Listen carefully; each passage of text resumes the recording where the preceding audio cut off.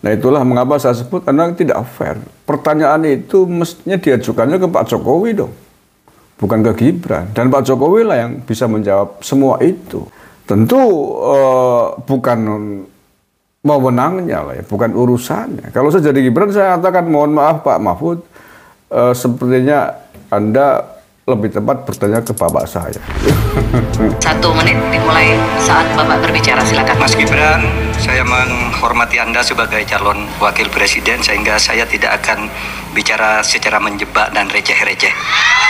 Saudara, pada tanggal 17 Februari 2019 dalam sebuah debat calon presiden itu Pak Prabowo mengatakan bahwa Pak Jokowi itu menyampaikan tidak akan mengimpor komoditas-komoditas pangan jika nanti terpilih presiden.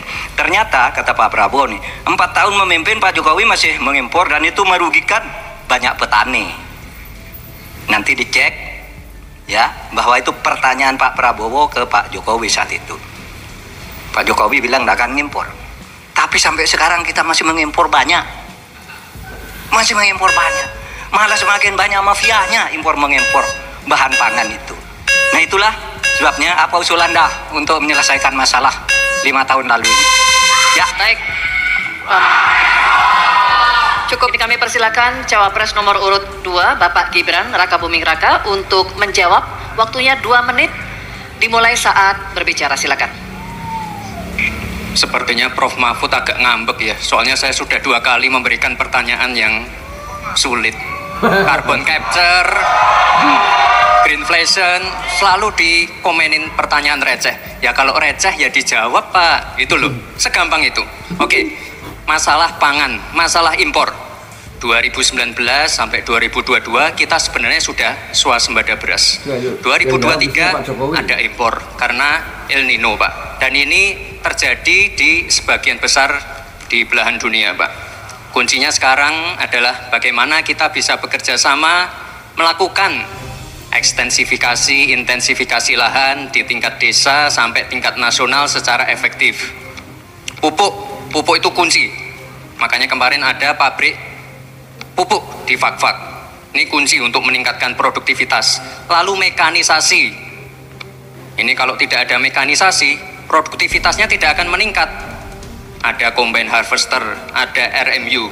Ini wajib untuk meningkatkan produktivitas sekaligus mengurangi food loss atau food waste. Lalu tentu saja kita harus menggandeng anak-anak muda. Misalnya di Jabar sudah ada program petani milenial. Ya kita juga harus mengedepankan smart farming. Kita pakai IoT untuk mengecek kesuburan tanah, pH tanah, keasaman tanah. Penting sekali itu Pak. Lalu kita pakai drone untuk menyemprotkan pestisida.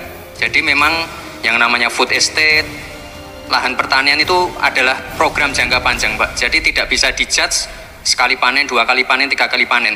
Panen pertama, kedua, ketiga itu pasti tidak pernah 100%. Ini yang petani pasti paham. Baru nanti panen ke-6, ke-7, ke-8 baru akan kelihatan seperti apa hasilnya. Itu Pak, terima kasih dan mohon maaf sebelumnya Pak. Waktunya habis, terima kasih.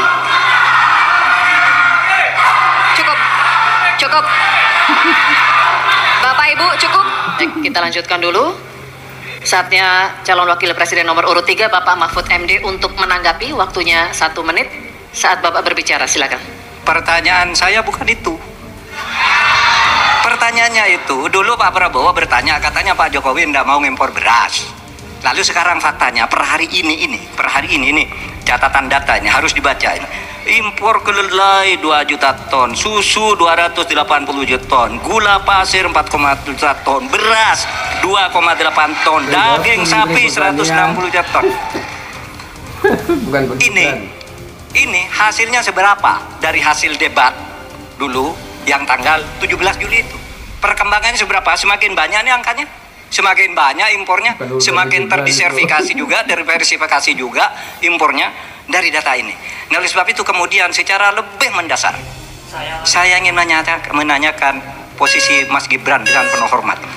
Posisi Anda sebagai wakil presiden, bagaimana tentang konsep Trisakti Bung Karno terkait kemandirian ini? Baik. Selanjutnya kami persilakan Cawapres nomor urut 2 Bapak Gibran Rakabuming Raka untuk merespon tanggapan dari Bapak Mahfud MD. Waktunya 1 menit Pak, dimulai dari saat Bapak berbicara. Silakan. Terima kasih Prof. Mahfud untuk evaluasinya. Sekali lagi saya mohon maaf jika ada kata-kata saya yang salah. Tapi sekali lagi, ini harus kita evaluasi. Dan kita jangan memberikan narasi-narasi yang menakutkan kepada warga. Intinya adalah program-program yang sudah berjalan sekarang. Nomor 1 dan nomor 3 ini kan kompak. Food estate gagal. Saya tegaskan sekali lagi Pak. Memang ada yang gagal. Tapi ada yang berhasil juga, yang sudah panen. Misalnya di Gunung Mas, Kalteng. Itu sudah panen jagung, singkong. Itu Pak. Cek saja nanti ininya. Cek saja datanya. Intinya adalah warga jangan diberikan narasi-narasi yang menakutkan. Kita harus optimis Pak. Bapak-bapak ini adalah calon-calon pemimpin, harus optimis. Jangan memberikan narasi-narasi yang menakutkan kepada warga dan masyarakat. Waktunya masih. Baik, waktunya habis. Baik, waktunya habis. Cukup. Cukup, mohon kerjasamanya. Baik. Hadirin sekalian, kita akan masuk ke sesi tanya jawab yang terakhir, yakni calon wakil presiden nomor urut 1, Bapak Muhaimin Iskandar, dan calon wakil presiden nomor urut 3.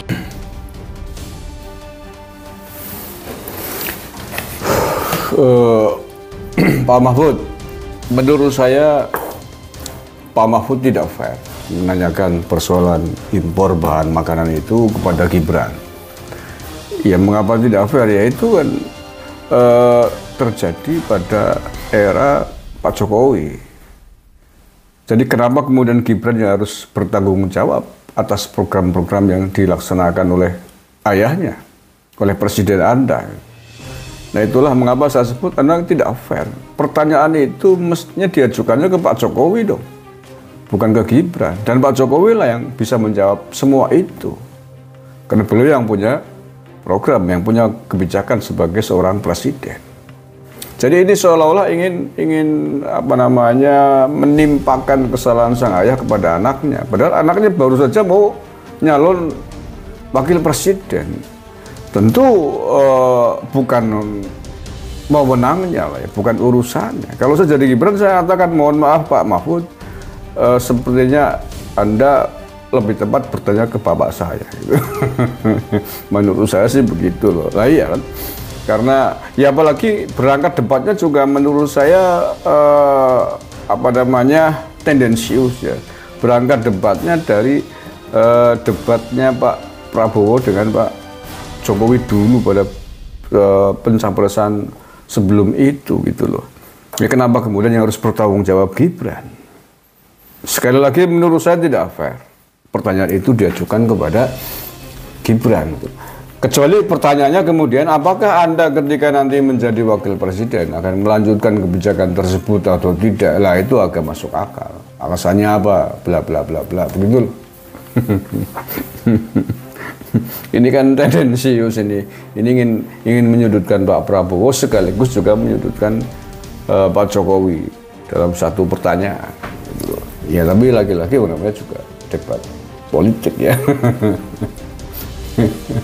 Ya, anyway, terserah kalian lah, terserah panjenengan, terserah publik untuk menilai apakah debat itu menguntungkan bagi Pak Mahfud ataukah sebaliknya justru yang diuntungkan adalah Gibran Rakabuming Raka. Kayak itu satu petikan ketika sesi tanya jawab antara Pak Mahfud MD dan Gibran Rakabuming Raka. Memang ada yang mengatakan, ada yang menilai bahwa Gibran dianggap apa namanya kurang etik atau kurang sopan lah ya di dalam ada acara debat itu. Tetapi seandainya pun iya, saya masih mengapresiasi Gibran karena di akhir debat Gibran masih kober, masih mengakhirnya dengan permintaan maaf, mohon maaf kepada Pak Mahfud, mohon maaf juga kepada Cak Imin. Ini masih adabnya tidak kebablasan lah ya. Beda dengan ketika debat capres dulu kan, boro-boro minta maaf, bahkan masih berlanjut di luar ring. Apa namanya, emosional dan perlawanan yang dilakukan oleh Anies dan Ganjar kepada Prabowo sampai sudah di luar ring masih mengatakan, masih menyerang, masih merendahkan Pak Prabowo. Tapi Gibran ini walaupun tidak terlalu sih, menurut saya nggak terlalu lah ya, tidak terlalu dianggap merendahkan Pak Mahfud MD, enggak saya kira.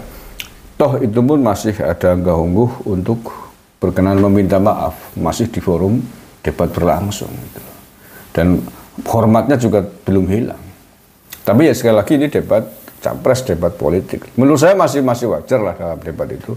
Belum bisa dikategorikan kemudian dianggap merendahkan, dianggap tidak sopan kepada Pak Mahfud MD. Menurut saya sih. Tapi lagi-lagi namanya juga politik ya. Namanya juga politik. Apapun yang dikatakan oleh calonnya yang didukung, kalaupun benar ya pasti dipuji setinggi langit, dan kalaupun salah pun tetap akan dianggap benar. Dan sebaliknya apapun yang disampaikan, dikatakan oleh lawan politiknya, sebaik apapun akan dianggap buruk. Seburuk apapun tambah. Oh, tambah-tambah gitu ya. Oke, terima kasih. Assalamualaikum warahmatullahi wabarakatuh.